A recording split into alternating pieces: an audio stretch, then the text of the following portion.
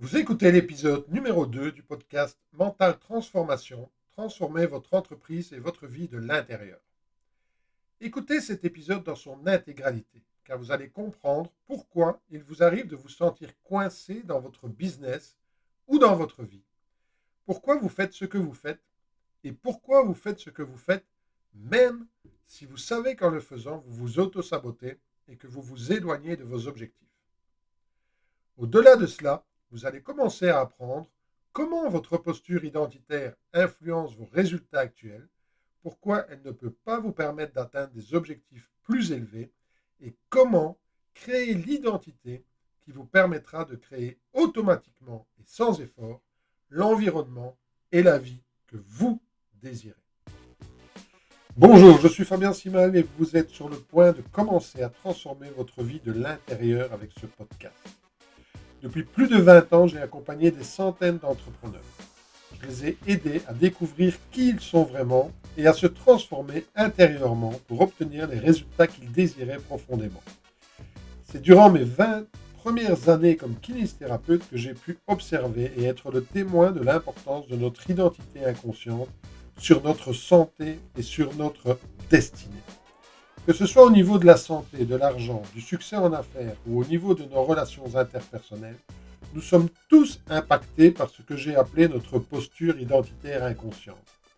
Parce qu'en réalité, c'est qui je pense être inconsciemment qui me fait prendre telle ou telle décision plutôt qu'une autre, qui me fait agir de telle ou telle façon plutôt qu'une autre, et qui me fait croire que je suis capable de ceci ou incapable de cela.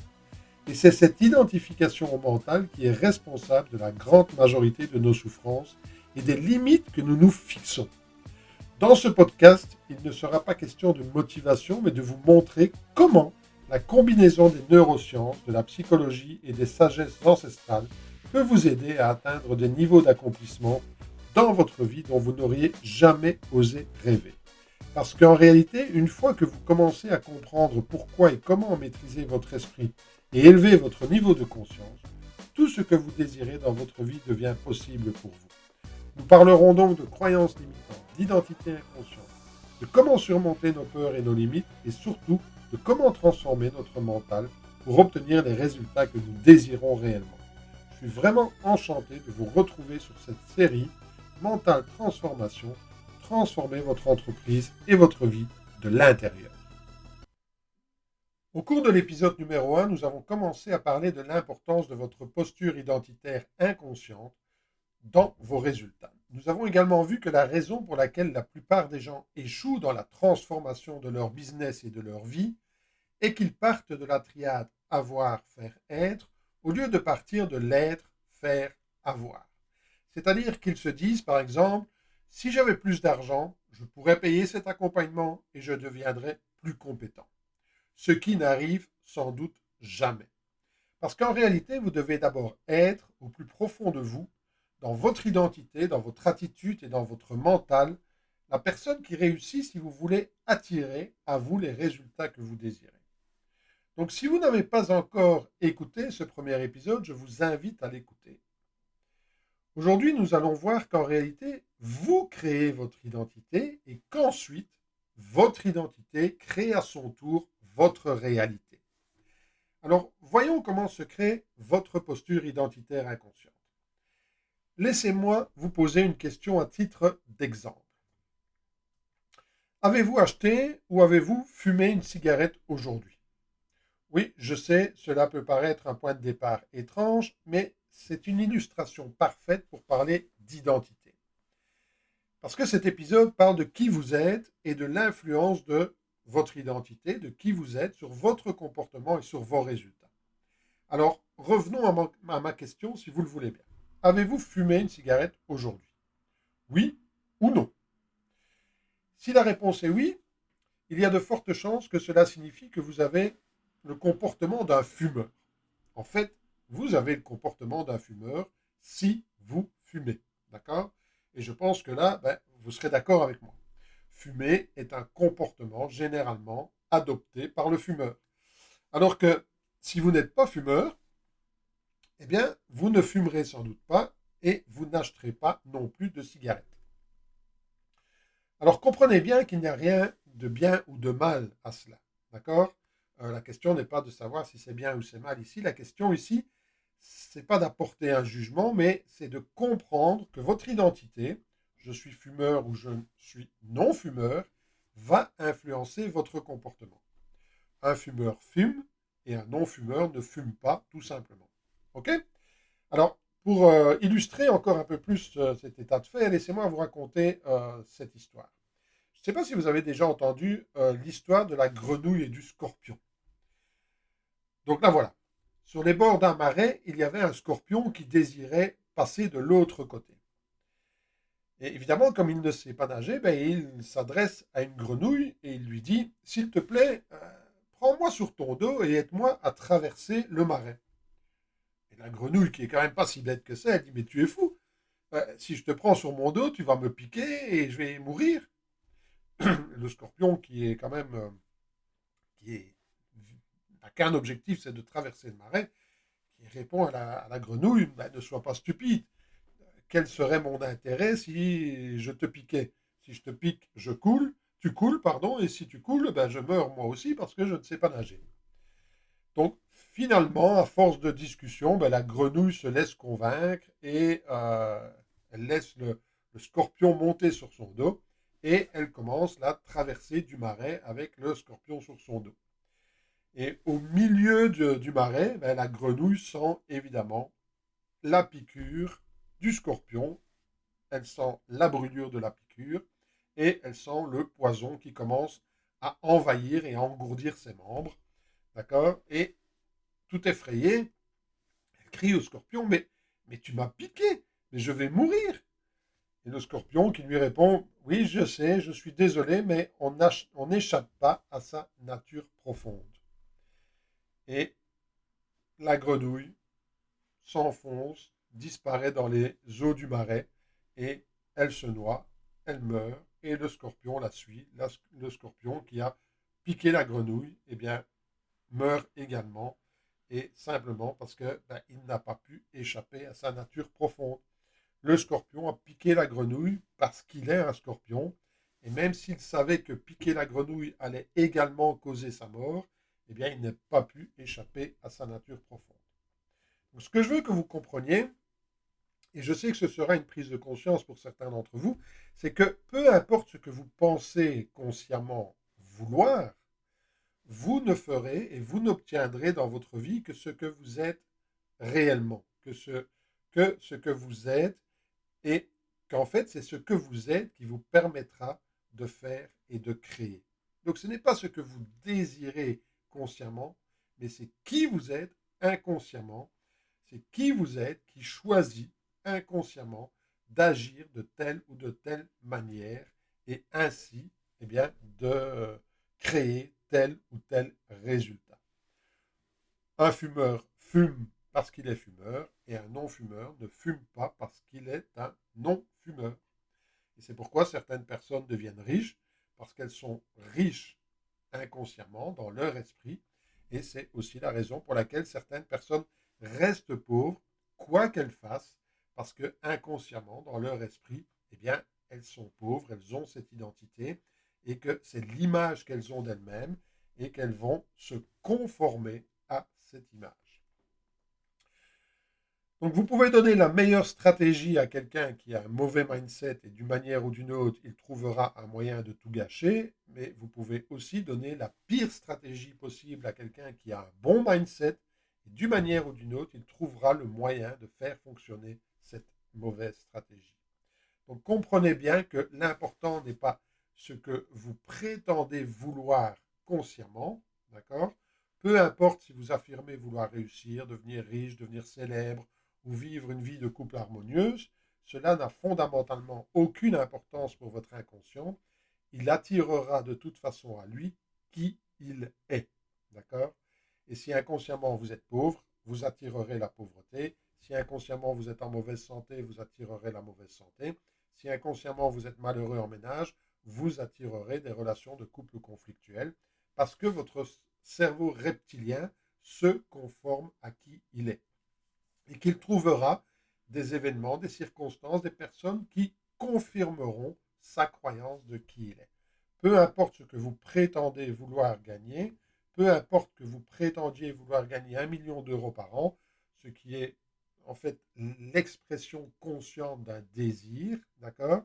Eh bien, il y a de fortes chances pour que dans un an, vous soyez toujours au même endroit, au même point, parce qu'inconsciemment, vous n'êtes pas, d'accord? Et vous ne pouvez pas être millionnaire. C'est ce qui faisait dire à mon mentor Jim Rohn que si vous voulez sincèrement gagner 1 million par an, vous avez tout intérêt à d'abord devenir millionnaire dans votre esprit, dans votre comportement et dans votre attitude. Vous devez être avant de faire et avant d'avoir. Pourquoi? Parce que c'est un peu comme le pot de terre contre le pot de fer. Votre cerveau inconscient, c'est le pot de fer. C'est la partie immergée de l'iceberg. Alors que votre cerveau conscient, c'est le pot de terre. C'est la partie visible de l'iceberg. Évidemment, vous comprendrez facilement qu'il ne fait pas le poids. La question que vous pouvez vous poser, évidemment, maintenant, c'est, OK, mais comment j'ai construit cette posture identitaire inconsciente? D'où est-ce qu'elle vient et comment je peux faire pour la modifier? Parce que je désire vraiment atteindre des objectifs plus importants et je désire vraiment devenir riche, devenir libre et avoir une vie de qualité. D'accord? Et en effet, c'est une bonne question et c'est la question à vous poser. Donc, disons pour simplifier les choses que votre posture identitaire inconsciente est l'image de soi que vous construisez durant les premières années de votre vie. Alors réfléchissez à ceci. S'il n'y avait aucun miroir, d'accord? Donc on n'a pas encore inventé le miroir. C'est impossible pour vous de vous regarder dans le miroir, d'accord? Eh bien, s'il n'y avait aucun miroir, vous seriez le seul à ne jamais voir votre propre visage. Vous seriez le seul à ne jamais voir qui vous êtes. Et même si maintenant le miroir a été inventé, la réalité c'est que vous ne voyez jamais votre propre visage. Vous ne voyez qu'une image de votre visage, d'accord? Et en plus, vous voyez une image inversée de qui vous êtes, une image inversée de votre visage, ok? Donc, la question, c'est qui êtes-vous exactement? Et en réalité, vous devez comprendre que tous nos sens nous permettent de percevoir le monde autour de nous. Nous voyons, nous entendons, nous sentons, nous ressentons, nous touchons, nous goûtons notre environnement, en fait. Nos sens nous permettent de percevoir ce qui nous entoure. Et en fonction, d'accord, de toutes ces informations que nous recevons, nous allons les interpréter en fonction de nos expériences passées. Donc nous avons la possibilité, à travers nos différents sens, euh, de voir, de sentir, de goûter, de toucher, de ressentir le monde qui nous entoure, et nous interprétons toutes ces informations en fonction de nos expériences passées. Et c'est ainsi que nous nous construisons en fait en grande partie à travers des interprétations que nous donnons aux réactions de notre environnement. Nous voyons notre environnement réagir à ce que nous faisons, à qui nous sommes, et nous interprétons ces réactions et nous construisons comme ça, petit à petit, notre identité. Donc nous nous construisons en grande partie au travers du regard des autres sur nous. Alors c'est vrai que j'ai l'habitude de dire que lorsqu'on vient au monde, en fait, on monte dans un train. D'accord? Et que ce train contient toute notre histoire et toute l'histoire de l'humanité. Ce train contient l'histoire de nos parents, de nos grands-parents, nos arrière-grands-parents, et ainsi de suite. C'est ce qu'on appelle notre identité. D'accord? Nous venons au monde avec toute cette mémoire inconsciente, on peut dire, ok? Toute cette mémoire qui représente en fait l'histoire que tous ces êtres ont vécu, de ce qu'ils ont subi, des maladies dont ils ont souffert, des solutions qu'ils ont trouvées pour résoudre leurs problèmes, d'accord? Tout cela se trouve dans notre mémoire inconsciente, mais en réalité, aussi dans cette mémoire inconsciente, tout existe, d'accord? Comme dans nos gènes d'ailleurs. Dans cette mémoire se trouve la santé comme la maladie, le bonheur comme la tristesse, la pauvreté comme la richesse, la sagesse comme l'idiotie, la bonté comme la méchanceté. Tout se trouve dans cette mémoire inconsciente. Mais nous choisissons inconsciemment de privilégier telle ou telle information plutôt qu'une autre. Et vous le savez, si vous avez des enfants, d'accord, vous vous en êtes rendu compte. J'ai moi-même eu la chance d'avoir 3 enfants et sincèrement, je pense qu'on leur a donné la même éducation à tous les trois. Mais en réalité, chacun d'eux a retiré quelque chose de différent de ce qu'il a reçu. Et aujourd'hui, à l'âge adulte, ce sont trois personnes différentes, chacune avec leur identité propre, chacune avec leur propre façon de penser, leur propre vision des choses, leur propre philosophie, et aussi avec leur propre réalité. Donc, ça veut dire quoi? Ça veut dire que la génétique ne fait pas tout, d'accord? Et si vous avez des enfants, des frères, des sœurs, vous savez de quoi je parle, vous savez que c'est vrai. Alors, d'où vient notre identité? D'où vient l'image inconsciente que nous avons de nous-mêmes? C'est simple, tout au long de notre enfance, nous recevons des signaux, des signes sur ce que les autres pensent, ressentent, vivent, sur leurs peurs, sur leurs croyances, sur leurs valeurs, sur ce qui est vrai pour eux, sur ce qui n'est pas vrai pour eux, et sur ce que l'on peut faire ou sur ce que l'on ne peut pas faire, sur ce qui est dangereux, ce qui ne l'est pas, d'accord? et, euh, et par exemple, lorsque nos ancêtres des cavernes entendaient un bruit, il y avait deux possibilités. Soit c'était la possibilité de profiter d'un repas, soit c'était le danger de soi-même servir de repas. D'accord? Mais tout ça fait partie, évidemment, de notre inconscient et fait partie des informations qui sont dans notre inconscient. Et à cette époque de l'homme des cavernes, il valait mieux ne pas se tromper dans l'interprétation que l'on donnait au bruit. D'accord? Et tout cela fait partie de notre identité. Et même si aujourd'hui, il y a beaucoup moins de risques, évidemment, de se faire dévorer, eh bien, lorsque vous entendez klaxonner dans la rue de façon inattendue, alors que vous êtes vous-même en train de traverser la rue, il y a de fortes chances pour que vous sursautiez, parce que, en réalité, nous réagissons toujours de la même manière que nos ancêtres. Donc, parmi toutes les informations que notre cerveau reçoit, nous allons inconsciemment choisir ce qui est important pour nous, et c'est ainsi que l'on construit, je vais dire, notre identité. Et ce qui est important pour votre cerveau, c'est ce qui lui permet de rester en vie, c'est ce qui lui permet de se sentir aimé, et c'est ce qui lui permet de pouvoir se reproduire. D'accord? C'est juste ça qui est important pour votre cerveau reptilien. D'accord?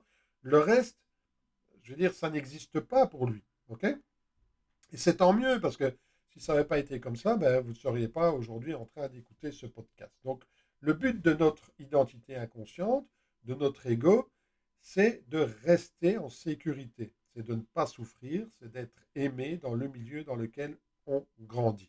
D'accord? Pour notre cerveau reptilien, pour notre cerveau inconscient, vous devez comprendre que les notions de bonheur, de richesse, de prospérité n'existent pas. Okay? Ainsi, si vous avez grandi dans une famille où on vous répétait sans cesse que l'argent est difficile à trouver, qu'il faut travailler dur pour réussir, que l'argent ne pousse pas sur les arbres, que nous ne sommes pas riches et que la richesse ne fait pas le bonheur, qu'il faut se contenter de ce que l'on a et que de toute façon, il y a bien plus malheureux que nous.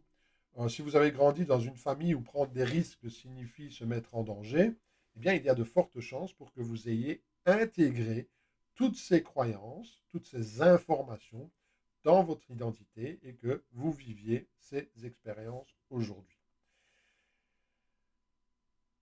Il y a quelques années, lorsque le chômage de longue durée est apparu, la chose suivante est arrivée. C'était assez bizarre. Mes enfants étaient en âge de fréquenter l'école primaire et ce qui est devenu surprenant, c'est que quand l'institutrice demandait aux enfants ce qu'ils voulaient faire plus tard, il y avait de plus en plus d'enfants qui répondaient qu'ils voulaient devenir chômeurs. Pourquoi? Parce qu'ils vivaient dans des familles où les parents ne travaillaient pas et s'en sortaient financièrement. Et c'était les premières générations qui euh, grandissaient dans des familles et qui voyaient leurs parents ne pas travailler. D'accord? Et donc, ça a commencé à faire partie de leur identité, cela a commencé à impacter leur philosophie, leur façon de voir leur avenir, leur façon de penser, et ça a commencé à construire qui ils étaient vraiment, et ça a impacté évidemment leur avenir, et d'où les réponses à cette question, qui tu veux devenir plus tard, qu'est-ce que tu veux faire plus tard. Et comprenez-moi bien, je ne veux pas ici dénigrer qui que ce soit, c'est juste un exemple.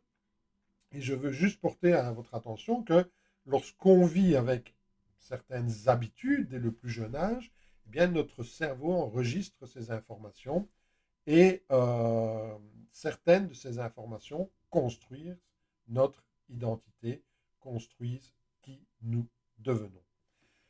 Par exemple, si vous vivez dans une famille qui a toujours souffert de problèmes financiers, qui est toujours plein du manque d'argent, bien, il y a de fortes chances pour que cela fasse partie de votre identité. Si vous grandissez dans une famille où les parents se disputent sans cesse, il y a de fortes chances pour que cela fasse partie de votre identité. Si vous grandissez dans une famille où l'on donne beaucoup d'attention à la maladie, eh bien, il y a de fortes chances pour que cela fasse partie de votre identité. Et l'inverse est vrai aussi, si vous grandissez dans une famille où les valeurs d'entraide, de don, de prospérité sont importantes, eh bien, cela fera sans doute partie de vous. Alors, c'est vrai que cela ne signifie pas ipso facto que vous allez répéter les mêmes choses plus tard, d'accord? Mais bien souvent, vous vous construisez de manière à vous adapter au mieux au milieu dans lequel vous évoluez, de manière, encore une fois, à y être reconnu, à y être aimé, à vous sentir en sécurité et à faire partie de la tribu. Hein, si on parle encore de notre cerveau reptilien, eh bien, on fait partie de cette tribu et on se sent en sécurité, aimé, protégé dans cette tribu. Et cela se manifeste dans tous les domaines de la vie. D'accord. Je vais prendre quelques exemples concrets qui n'ont rien à voir avec le business, mais si vos parents votaient socialiste, eh bien, il y a de fortes chances pour que vous votiez socialiste aussi. Euh, si vos parents supportaient telle ou telle équipe sportive, eh bien, il y a de fortes chances pour que vous supportiez la même équipe aujourd'hui. Si vous avez été élevé dans une famille de fumeurs, ben, il y a de fortes chances pour que vous fumiez aujourd'hui. D'accord. Si vos parents ont participé à des œuvres caritatives, pardon, ben, il y a de fortes chances pour que vous participiez vous aussi à des œuvres caritatives ou que ça fasse partie de vos valeurs aujourd'hui. D'accord. Euh, j'ai d'ailleurs une petite anecdote à ce sujet et je pense qu'elle va vous faire sourire. Hein, je vous raconte cette petite histoire que j'ai entendue il y a quelques années. En fait, une maman coupait toujours son rôti en deux avant de le mettre au four, avant de le faire cuire. D'accord. Et chaque fois qu'elle faisait du rôti, elle coupait son rôti en deux et elle le mettait dans un même plat et elle coupait le rôti en deux et elle l'enfournait. Jusqu'au jour où ses enfants lui ont demandé: mais pourquoi tu coupes toujours ton rôti en deux avant de le mettre dans le plat et avant de l'enfourner? Et la maman a juste de répondre que, ben, écoute, ma maman faisait toujours comme ça. Donc j'ai continué à faire comme ça. Et quelques jours plus tard, ben, les petits-enfants ont demandé à leur grand-mère: mais grand-mère, pourquoi est-ce que tu coupais toujours ton rôti en deux avant de l'enfourner, avant de le faire cuire? Et la grand-mère de répondre: ben, simplement parce que je n'avais pas de casserole assez grande pour mon rôti. Donc vous voyez cette histoire un peu stupide, dirons-nous, d'accord? Mais elle montre à quel point nous créons nos habitudes de façon inconsciente à partir des informations que nous avons reçues durant des années et qui nous ont permis de nous sentir en sécurité dans le milieu dans lequel nous avons grandi. Parce qu'aussi stupide que cela peut paraître, ben, il y a de fortes chances pour que la maman avait sans doute inconsciemment peur de se sentir rejetée ou d'être rejetée si elle ne cuisinait pas de la même façon que sa propre maman, si elle ne coupait pas son rôti en deux. Alors je sais que vous allez dire, ça paraît vraiment énorme, mais n'oubliez pas qu'on parle ici de notre cerveau inconscient, d'accord, qui ne vise que trois choses: la sécurité, euh, le fait de rester en vie et le fait de se sentir aimé, de se sentir protégé. Ok. J'ai un exemple personnel aussi. Je me suis rendu compte il y a quelques années que j'avais un problème avec l'alcool. Alors, pas que je ne puisse pas m'en passer, mais il suffisait que je me retrouve dans une ambiance festive pour que je me laisse aller. Et lorsque j'en ai pris conscience, je me suis rappelé que mon père disait toujours: on ne renie pas son père pour 25 centilitres. C'est effrayant, d'accord? Mais j'avais enregistré cela au niveau conscient et cela impactait mon comportement sans le savoir. Alors évidemment, ce n'est pas parce que vous avez grandi dans une famille d'alcooliques ou dans une famille de fumeurs que vous allez en devenir un. Et ce n'est pas parce que vous grandissez dans une famille riche et célèbre que vous allez le devenir, d'accord? Mais il est surprenant de se rendre compte à quel point les enfants suivent souvent les traces de leurs parents. D'ailleurs, avant l'ère industrielle, d'accord, lorsque le salariat n'existait pas, eh bien, vous savez très bien que les enfants de boucher reprenaient la boucherie, ils devenaient bouchers eux-mêmes, les enfants de boulanger reprenaient la boulangerie, ils devenaient boulangers eux-mêmes, et les enfants, je veux dire, prolongeaient la même profession que leurs parents. D'ailleurs, c'est aussi de là que viennent bon nombre de noms de famille aujourd'hui. Mais c'est vrai qu'il arrive également que vous preniez un chemin inverse à celui de vos parents. Tout est question de motivation inconsciente et nous parlerons de cela dans un prochain épisode. Ce que je veux que vous compreniez, c'est que la façon dont vous voyez les choses aujourd'hui, ce que mon mentor Jim Rohn appelle votre philosophie, c'est la raison principale de vos résultats. C'est la raison principale de vos échecs, de vos difficultés ou de vos réussites. D'accord? Donc, ma question, c'est quelle est votre philosophie aujourd'hui par rapport à la vie? Quelle est votre philosophie par rapport à l'argent, par rapport au couple, par rapport à la santé, par rapport au business, etc. La plupart des gens ne se posent jamais ces questions et passent toute leur vie avec une philosophie qui n'est pas la leur. Parce que, voilà, c'est ce que vous devez comprendre. Peu importe vos résultats aujourd'hui, ben, ils sont le résultat de cette philosophie, de la philosophie acquise. Okay. Donc, c'est important que vous vous posiez cette question. Quelle est ma philosophie par rapport à la vie? Est-ce que c'est dur? Est-ce que c'est facile? Est-ce que c'est du bonheur? Est-ce que c'est de la difficulté? Quelle est ma philosophie par rapport à l'argent? Est-ce qu'on a du mal à gagner sa vie? Est-ce qu'il faut travailler dur pour vivre? Est-ce qu'il faut gagner sa vie à la sueur de son front? Et ainsi de suite. D'accord? Par rapport au couple, à la santé, et ainsi de suite. D'accord? N'oubliez pas que votre philosophie est la raison principale de vos résultats aujourd'hui. Votre façon de voir les choses aujourd'hui, qui est dans la plupart des cas d'ailleurs, le miroir de la manière dont vos parents ou les personnes dont vous étiez proches voyaient les choses elles-mêmes. D'accord? Et la clé du changement dans votre vie est de vous rendre compte que vous n'êtes pas cette philosophie, que vous n'êtes pas ces pensées, que vous n'êtes pas cette identité, mais que vous avez acquis ces pensées et cette identité. Descartes, un philosophe français du XVIIe siècle, disait « Je pense donc je suis ». Il ne s'était pas rendu compte qu'en fait, il ne pouvait pas être en même temps celui qui pense et celui qui se rend compte qu'il pense. Ce n'est que des années plus tard qu'un autre philosophe français, Jean-Paul Sartre, s'est rendu compte de l'erreur. Parce que vous ne pouvez pas être en même temps cette petite voix dans votre tête et celui qui se rend compte de cette petite voix. Je me souviens un jour qu'il avait 5-6 ans à peine, mon dernier fils m'interpella et me dit « Tu sais papa, parfois j'ai ma tête qui me parle ». Il venait d'acquérir un nouveau niveau de conscience. Il venait d'élever son niveau de conscience et de se rendre compte qu'il avait des pensées, qu'il n'était pas le penseur. Et aujourd'hui, eh bien, c'est votre tour d'acquérir ce nouveau niveau de conscience. Si vous voulez atteindre des objectifs plus élevés, que ce soit au niveau business, financier, santé, famille, personnel, etc., vous devez arrêter de vous identifier à vos pensées. Vous devez arrêter de vous identifier à qui vous pensez être. Il est temps, si vous voulez évoluer et atteindre de nouveaux objectifs, d'enlever toutes ces étiquettes qu'on vous a collées, d'accord? Ces étiquettes qui commencent souvent par je suis. Je suis un ouvrier, je suis catholique, je suis socialiste, je suis pauvre, je suis trop jeune, trop vieux, je suis kinésithérapeute, je suis médecin, je suis avocat, je suis architecte. Toutes ces étiquettes ne définissent pas qui vous êtes, mais ce que vous avez choisi de faire ou de refléter. Parce que c'est ce que vous avez cru devoir être pour, encore une fois, être reconnu, être aimé dans le milieu dans lequel vous avez grandi.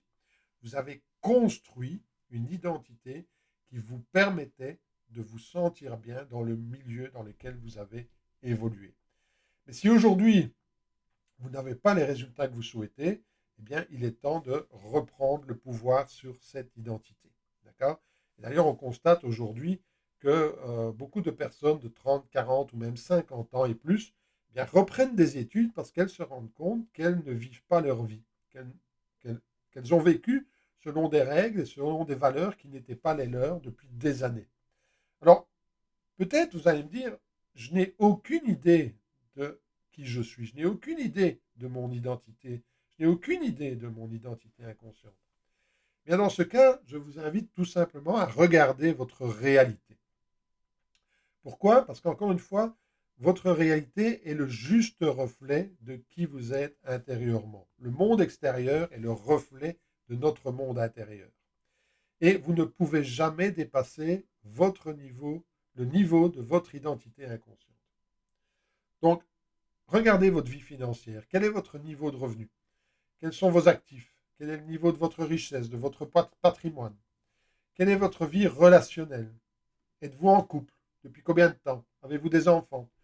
En êtes-vous à votre troisième ou à votre quatrième mariage? Ou peut-être vous n'avez pas encore trouvé, je vais dire, votre âme sœur. Quel est votre niveau de santé? Est-ce que vous êtes en forme? Est-ce que vous êtes en pleine santé? Est-ce que vous faites du sport? Est-ce que vous avez une alimentation saine, un style de vie sain et actif? Ou est-ce que vous êtes plutôt en surpoids, obèse, avec de mauvaises habitudes d'hygiène de vie? Est-ce que vous participez à des actions caritatives? Et l'important, ce n'est pas de juger ici, d'accord? Je ne juge personne. Je vous invite à regarder où vous en êtes parce que votre réalité reflète exactement votre identité. Votre réalité, encore une fois, est le juste reflet de qui vous êtes intérieurement. Comme nous en avons déjà parlé lors du premier épisode, vous ne vous pouvez pas changer vos habitudes de façon pérenne simplement en vous focalisant sur le quoi faire. D'accord? Pour changer de façon définitive, vous devez changer qui vous êtes. Vous devez changer votre identité. Vous devez changer l'être, le qui je suis intérieurement. Même au risque de perdre l'amour de certains, ce qui est souvent le frein le plus important au changement. Prenez conscience que votre identité inconsciente imprègne véritablement tout votre être. Cela va de votre démarche à votre poignée de main, en passant par votre attitude, votre comportement, vos habitudes, votre façon de vous habiller, votre façon de parler, votre vocabulaire et évidemment les personnes que vous côtoyez. Par exemple, si vous vous considérez inconsciemment comme étant un perdant, eh bien, il y a de fortes chances pour que vos épaules soient basses, que la tête soit baissée, que le pas est lent, que la posture manque de tonus, que votre poignée de main soit fugace, soit molle, que vous manquiez d'assurance, que vous ayez des difficultés à prendre des décisions et à vous y maintenir. Et il y a aussi des chances que votre hygiène de vie laisse à désirer et que vous ne preniez pas suffisamment soin de vous. Par contre, si vous êtes inconsciemment un gagnant, si votre identité c'est d'être un gagnant, eh bien, cette identité fera partie de votre ADN, l'effort fera partie de votre ADN. Vous aurez un pas rapide, vous serez tonique, vous serez enthousiaste, vous aurez les épaules hautes, le regard droit, la tête droite, la poignée de main sera ferme. Il y a beaucoup de chances que vous preniez soin de vous, que vous soyez tonique, dynamique, enthousiaste, d'accord? Et tout cela impacte tout ce que vous faites. Tout cela parce que c'est qui vous êtes au plus profond de vous-même et c'est beaucoup plus que simplement parce que c'est ce que vous faites. Non, c'est qui vous êtes. Par exemple, prenez les sportifs de haut niveau, par exemple, d'accord? À l'heure où je vous parle, en Belgique, on a la chance d'avoir des sportifs de très haut niveau. Je vais prendre deux exemples pour vous expliquer un petit peu, encore une fois, l'importance de cette identité sur ce que vous faites et sur les résultats que vous obtenez. Le premier exemple que je vais prendre, c'est un cycliste belge, la star du cycliste aujourd'hui, en tout cas une des stars du cycliste aujourd'hui, c'est Remco Evenepoel. Remco Evenepoel aujourd'hui est champion du monde de cyclisme. Eh bien, il faut se rendre compte que ce jeune homme qui a 23 ans aujourd'hui, eh bien, a commencé le vélo il y a seulement 5-6 ans. Avant, c'était un espoir du football belge. Et il y a 5-6 ans, il a décidé de se tourner vers le vélo. Et il gagnait pratiquement toutes les courses auxquelles il participait. Et non seulement il les gagnait, mais il les gagnait haut la main. D'accord? Jusqu'au jour où il a fait une grave chute dans la descente d'un col lors du Tour de Lombardie. Et on a même cru qu'il était mort, tellement il est tombé d'un ravin, il a fait une chute de plusieurs mètres et il s'est fracturé le bassin, enfin il avait plusieurs fractures et à la télévision on pensait vraiment que, voilà, on craignait qu'il soit mort. Et sa rééducation, évidemment, a été longue, elle a été pénible, d'accord, parce que, voilà, encore une fois, on a craint le pire. Et dès lors, ben, on était déjà bien content que quelques mois après, il puisse remonter sur un vélo, il puisse recommencer à rouler, à s'entraîner, parce que si vous y réfléchissez bien, la majorité de la population, peut-être, serait jamais remontée sur un vélo, d'accord? Mais en réalité, ce type a un mental tellement fort, il a tellement cette notion d'être un gagnant, d'être un leader, d'être vraiment numéro un, que pour lui, remonter sur un vélo, ce n'était pas suffisant. Il est vraiment un gagnant, c'est sa nature profonde, c'est qui il est. D'accord. Et depuis sa rééducation, eh bien, il l'a prouvé, puisqu'un peu plus de 2 ans après son accident, il a gagné un grand nombre de courses, dont 2 Liège-Bastogne-Liège, un championnat du monde, une Vuelta.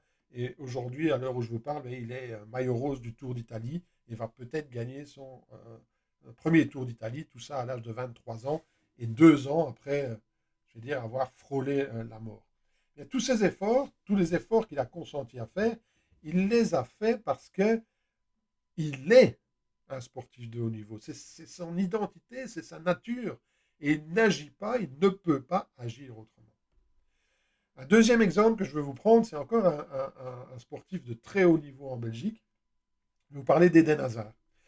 Eden Hazard, qui est sans doute le meilleur footballeur belge de tous les temps, d'accord, qui à l'âge de 17 ans a commencé une carrière extraordinaire à Lille, en France, et qui, ces 10 dernières années, était sans aucun doute un des 5 meilleurs joueurs au foot au monde. Mais voilà, Eden Hazard, d'après tous ses coéquipiers, ça n'a jamais été quelqu'un qui s'entraînait très dur. D'accord. C'était quelqu'un qui a un talent énorme, qui prend énormément de plaisir à jouer, à être sur un terrain. Et tout ça, ça le rend heureux et ça transparaît dans sa personnalité, dans qui il est. C'est un gai luron, c'est quelqu'un qui aime l'humour, c'est quelqu'un qui relative un petit peu tout ça. Mais ce n'est pas quelqu'un voilà, qui a dans son identité le fait de devoir devenir numéro un pour être reconnu. Et un jour, il signe dans son club de cœur, le Real Madrid, qui est sans doute le plus grand club au monde, vous le savez si vous vous intéressez au football. Et malheureusement, il a eu la malchance, entre guillemets, d'accord, parce que malchance, ok, il a eu la malchance de se blesser. Et depuis 4 ans, alors qu'il a toujours les qualités, que c'est toujours un footballeur extraordinaire, il n'a jamais trouvé la motivation profonde suffisante pour faire les efforts nécessaires pour revenir au top et pour redevenir titulaire dans ce qu'il affirme être son club de cœur. Okay. Il rêvait de jouer au Real Madrid et depuis qu'il a signé, c'est un flop phénoménal et il arrive tout petit doucement en fin de carrière. C'est même un peu triste la façon dont il achève sa carrière. Donc, avec toutes ces qualités, une chose est certaine, j'en suis certain en tout cas, c'est que s'il avait eu la même posture identitaire que Remco Evenepoel, il n'y a aucun doute, d'accord, qu'il aurait pu gagner le ballon d'or comme un Lionel Messi ou comme un Ronaldo. Parce qu'il avait toutes les qualités, mais devenir numéro un, ça ne faisait pas partie de son identité. Pour lui, le plaisir comptait plus que tout. Alors, pourquoi l'un veut être reconnu numéro un mondial alors que l'autre, voilà, ne le désire pas? Tout ça, c'est de la motivation inconsciente et on en parlera dans un prochain épisode. Mais aujourd'hui, ce que je veux que vous compreniez, c'est que votre identité, c'est votre baromètre. D'accord. Votre identité, elle a une limite inférieure et elle a une limite supérieure. Et vous ne descendrez jamais plus bas que votre limite inférieure, mais vous ne monterez jamais plus haut non plus que votre limite supérieure. Donc, si vous voulez obtenir des résultats plus importants que ceux que vous avez aujourd'hui, eh bien, vous devez changer les limites de votre baromètre. D'accord. Si vous voulez amener votre entreprise à 10 cas par mois, 20 cas par mois, 50 cas par mois, eh bien, vous devez changer les limites de votre baromètre. Vous devez élever votre niveau d'exigence, vous devez élever votre niveau d'estime de soi, vous devez élever votre posture identitaire inconsciente parce que, dans l'absolu, eh bien, vos seules limites sont entre vos deux oreilles. Certaines personnes disent, oui, mais il faut garder les pieds sur terre. Non, non, non, non, il ne faut pas garder les pieds sur terre. D'accord. Ça n'existe pas. Pourquoi? Parce que certaines personnes gagnent des millions, je vais dire, dans n'importe quel domaine, que ce soit dans la restauration, que ce soit dans le marketing, que ce soit dans le coaching, que ce soit dans n'importe quel domaine de vie, certaines personnes réussissent et certaines personnes échouent. Et ce, partout dans le monde. D'accord. Je me souviens au début de ma carrière professionnelle, j'exerçais la kinésithérapie à Carnion, dans le Borinage, en Belgique. Et le Borinage, c'est une région une ancienne région minière, et c'est une région qui avait connu ses belles années. Elle avait eu des années de prospérité, mais aujourd'hui, elle était plutôt réputée comme une région pauvre du Hainaut. Ok. Et pourtant, quelqu'un avait installé un restaurant gastronomique haut de gamme sur une petite place à Carnion, et je vous assure qu'il réussissait véritablement. Donc la réalité, c'est qu'il y a des gens qui réussissent partout, quel que soit leur domaine, et la question est donc, pourquoi pas vous? Et le but de cet épisode, c'est de vous amener à vous rendre compte que vous ne pouvez jamais dépasser votre posture identitaire inconsciente, votre identité. Et que si vous voulez créer plus dans votre vie, et je suis certain que vous le voulez, parce que sinon vous ne seriez pas ici en train d'écouter ce podcast, vous devez admettre que vous devez commencer à travailler et à abandonner votre ancienne posture identitaire pour créer une nouvelle posture identitaire. OK? Et je pense que vous êtes vraisemblablement prêt à le faire maintenant. Vous savez, sans aucun doute que cela ne sert à rien de travailler plus dur. Certaines personnes disent pour avoir plus, il faut travailler plus dur. Mais ça n'est pas vrai, parce que si vous travaillez plus dur à partir de votre ancienne posture identitaire, rien ne changera. Travailler plus dur pour réussir est un ancien paradigme et ça ne fonctionne pas. Attention, je ne dis pas que vous ne devrez pas travailler dur, d'accord? Je dis que votre réussite ne dépend pas du fait de travailler plus dur et encore plus dur. D'accord? Bien sûr que pour réussir, vous allez devoir travailler dur. D'accord? Mais vous devrez davantage travailler sur vous que sur votre business. Vous devrez travailler sur votre identité, sur qui vous êtes, sur votre philosophie, sur votre attitude, sur votre comportement, sur vos habitudes. Et à partir de cette nouvelle identité, vous allez commencer à attirer ce que vous désirez sincèrement, réellement. Rappelez-vous que, encore une fois, pour faire simple, le fumeur fume, le scorpion pique, le menteur ment, le voleur vole, simplement parce que c'est leur identité profonde, c'est leur véritable nature. Alors, voici une énorme question pour vous. Écrivez cette question si vous n'êtes pas en train de conduire, évidemment. Donc, je vous pose cette question. Quelle serait l'identité de quelqu'un qui a déjà ce que je veux? Je répète, quelle serait l'identité de quelqu'un qui a déjà, et le mot-clé c'est évidemment déjà, quelle serait l'identité de quelqu'un qui a déjà ce que je veux? Regardez autour de vous. Regardez autour de vous et trouvez quelqu'un qui a déjà ce que vous voulez. Et demandez-vous en quoi son identité est différente de la mienne. De quelle identité est-ce que j'aurais besoin? Et ensuite, commencez à penser de cette façon, à agir de cette façon, à réfléchir de cette façon, à gérer vos émotions de cette façon. Et bien sûr que ce ne sera pas facile. Et bien sûr que c'est un travail de tous les jours. D'accord? Et bien sûr que c'est justement parce que ce n'est pas facile que la majorité des gens n'obtiennent jamais ce qu'ils désirent. Parce que c'est bien plus facile de gémir, de se plaindre, que rien ne marche, qu'on est né sous une mauvaise étoile, alors qu'en réalité, tout ça sont des excuses, c'est pas vrai, d'accord? Parce que en réalité, si vous trouvez quelqu'un qui a réussi dans votre domaine à attirer le succès que vous désirez, eh bien, vous pouvez, vous également, attirer ce même succès dans votre vie et dans votre domaine.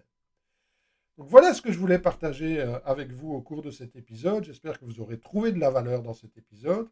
D'accord? Vous créez votre identité et ensuite, votre identité crée votre réalité. Donc restez à l'écoute car dans le prochain épisode, vous allez apprendre comment vos croyances et comment les histoires mentales que vous vous racontez impactent en fait votre réalité et comment arriver à reconnaître et à modifier ces croyances, ces histoires pour obtenir de meilleurs résultats. Merci d'avoir écouté ce podcast. Si vous êtes le genre de personne qui aime aider les autres, partagez ce podcast avec vos amis et votre famille. Vous savez, en réalité, si vous avez trouvé de la valeur dans ce podcast, il y a de fortes chances pour qu'ils en trouvent aussi. Alors s'il vous plaît, partagez ce podcast via vos médias sociaux. Aussi, si vous avez des questions, je suis là pour vous aider. Vous pouvez rejoindre mon groupe Facebook Mental Transformation ou me joindre via Messenger. Je me ferai un plaisir de répondre à vos questions. Et je pourrai, pourquoi pas, utiliser votre question pour un futur épisode de ce podcast. Vous pouvez également me suivre via Instagram ou via YouTube. Enfin, j'ai une demande personnelle parce que je suis convaincu que nous sommes ici pour nous aider les uns les autres et pour aider un maximum de personnes à grandir et à évoluer. Donc, laissez-moi une critique positive tant qu'à faire, que ce soit sur ce média, sur iTunes ou partout où ce podcast sera présent. Je vous en serai évidemment reconnaissant et surtout, grâce à votre aide, eh bien, ensemble, nous allons pouvoir transformer beaucoup plus de vies. Merci pour votre écoute. Merci d'avoir écouté ce podcast. Si vous êtes le genre de personne qui aime aider les autres, partagez ce podcast avec vos amis et votre famille. Vous savez, en réalité, si vous avez trouvé de la valeur dans ce podcast, il y a